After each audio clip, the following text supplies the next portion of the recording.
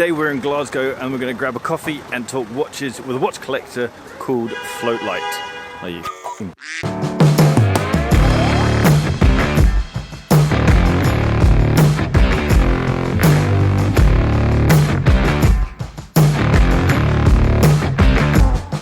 Welcome to Barkandjack, I'm Adrian. It's chances about me drinking coffee, talking watches, chatting with you guys. And if you want to support the channel, just hit that subscribe button down there. Today we're going to go talk with a guy called Floatlite. Now you might be familiar with the name Floatlite if you listen to Scottish Watches podcast or if you're involved in the red bar scene in the UK. Now he's got a very Glaswegian, I don't give a f*** attitude to watches, which is really quite refreshing.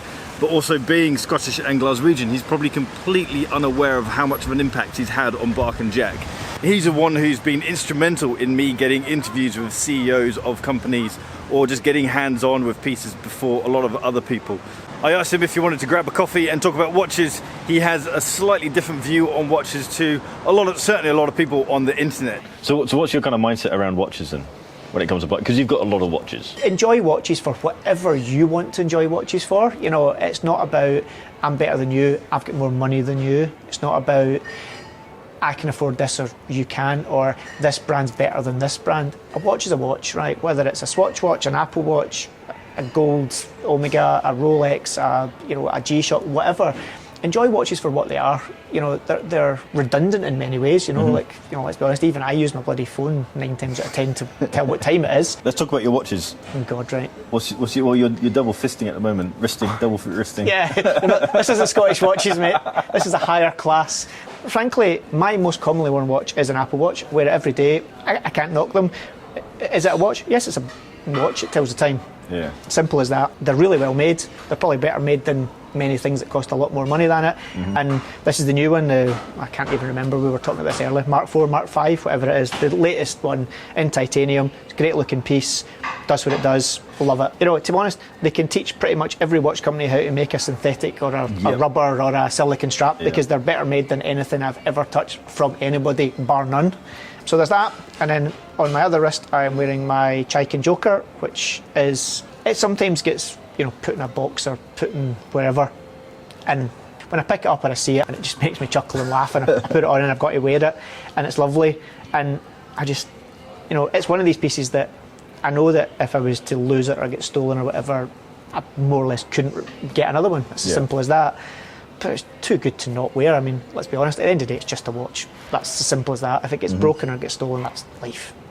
Shit happens to it, so to speak. But I love it. It just makes me chuckle every time. It is silly. It's a clown's face with wacky eyes. Of course it's silly. Yeah. But that doesn't mean it's not a serious bit of watchmaking. I've no problem with folk who don't like it. My attitude is if I like it, I like it. Yeah. And I think there's very few brands, nearly every brand I've ever come across, there's something they do that I think, I quite like that. And, that could be JLC, who are, I would say, quite dressy. I have a reverso. You have to, in my opinion, I have to have a. It's a great looking piece, but it took me a long time to find the one that kind of ticked the box for me. But I think it's the Polaris they've just done. Yeah. That's a great looking piece. It's a great looking watch. Rolex. There's a couple of pieces they do that I'm not going to deny. They're lovely watches. You can't not like the Pepsi Jubilee bracelet stainless steel GMT. It's a classic piece of watchmaking. It's a lovely watch. What I think a Rolex is. We'll not get into that, but but then in saying that, I've got Tudors. And Tudor, at the end of the day, a Tudor's a Rolex, so it's it's like the hypocrite in me as well. Is like I won't give Rolex my money, but I'll give Tudor my money. It's the same company. But for you, it's more of the interaction that you dislike as well. It's more about the attitude. Yeah. I'm like, I work in a casual industry. I dress casual. I don't do suited and booted. I do take me as I am. But we all know that there's many ADs that you walk into that judge a book by its cover, and unfortunately, for whatever reason, more of the Rolex orientated ADs tend to maybe judge a bit more the book by its cover than maybe some others. Completely agree, yeah. I'll leave others to judge that, and my experience in general hasn't been good, and my attitude is there's plenty of other things out there that I can spend money on, and frankly I'm not willing to give someone my money. If I have to work to convince somebody to spend a lot of my money with them, then frankly I'll go somewhere else. Yeah. It's as simple as that. Like this guy. Well, this guy, yeah, absolutely. I wouldn't say I'm a brandy person, but Omega definitely features heavily in my collection for no other reason than I like Seamasters and I like Speedmasters. They just aesthetically appeal to my sensibility. I'm a massive space geek. I've got books coming up my ears. I love it. Gold as a general, I think I grew up as a kid in the Dallas and Dynasty generation of Bobby Dazzler, big gold watch, City Flyer, check me out. And I just still associate that with the kind of Harry Enfield, loads of money type character. I became considerably richer than you through honest hard work. Do you know, my Stanley probably makes more money in a year than you do in 10. What do you think of that then, Sport? It's probably the only watch that I've got that I feel slightly conscious about when I'm wearing. It's that bezel which makes it. The bezel kind of just brings the tone down nicely. I think the thing for me as well is this is a pretty faithful reproduction. He was over in Switzerland a couple of 6 weeks ago, and a guy had their original one with him. We were holding them side by side, and other than the fact that it was gold, these are pretty damn close. That's great. It was hilarious though. We took a picture of them side by side, just on a tray sitting there, and actually in the picture, which I looked at subsequently, that almost looks like stainless steel. It's so... I think I've seen that picture. It's so much less garish and gold than the gold. Yeah. I mean, when you see that, you're no doubting it. It's gold. But when you put it beside the original, you were like, holy crap, that's gold. Mm-hmm. It's really cool from that side of things, And obviously they've then brought out subsequently they've announced, not available yet, but the platinum cased 321, and folk are going absolutely mental about it. And I actually love the fact that Omega have stuck out there and gone, let's do a faithful 321 movement.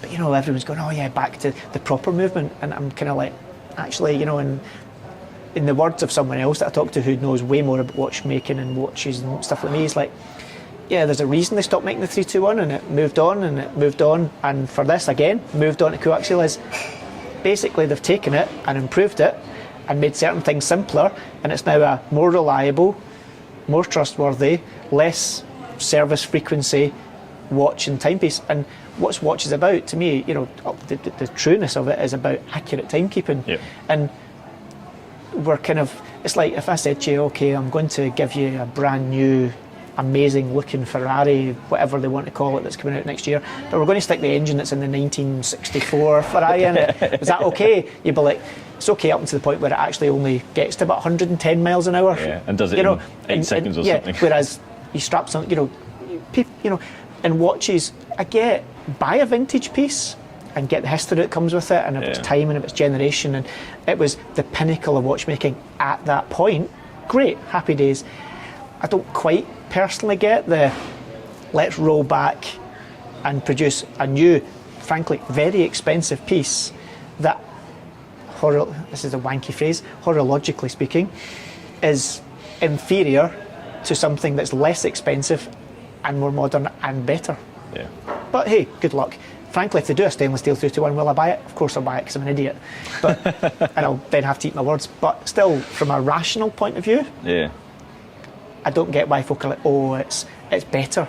No, it's not. It's different and it's nice and it's unusual and it might turn you on, great, but it's not better, in my opinion.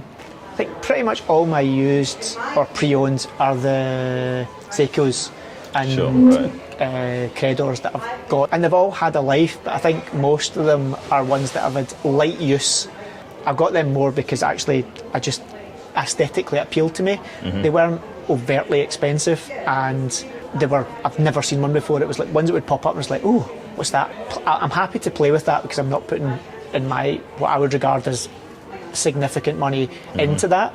Is there anything you want to push? Red Bar London? Should people follow Red Bar London? To be honest, mate, I don't think Red Bar should be pushed. I think what Red Bar should be about is, like, honestly, if you're into watches, you're chilled out and you're either sick of the online forums and sick of all the bitch and crapping that goes along with it, and you just want to talk watches and have a laugh and not be judged and you're happy to come along and not judge other people, it's probably the place for you. So whether you're London, Glasgow, Edinburgh, North East, wherever, there'll be one near you. Best way is Instagram. I know some folk don't do social media, but it's a general roast. Go into Instagram and look up Red Bar London, Red Bar Glasgow, Red Bar Edinburgh. You'll find links to register. If you feel it's for you, register, come along. If you enjoy it, great, come back. If you don't, you know, like many things in life, unless you try it, you don't know. Exactly. But, you know, it's good fun. I mean, 9 times out of 10 we end up talking about Lego and getting drunk, so it's frankly, usually it starts off with watches, but you've been to plenty, you know, it quite often goes off in tangent. Come along if you enjoy it, and frankly, just enjoy watches for what they are. You know, don't get hung up on all the bullshit. Simple as that. Simple. Nice one. All right. Thanks so much. Cheers, fella. No problem. Good man.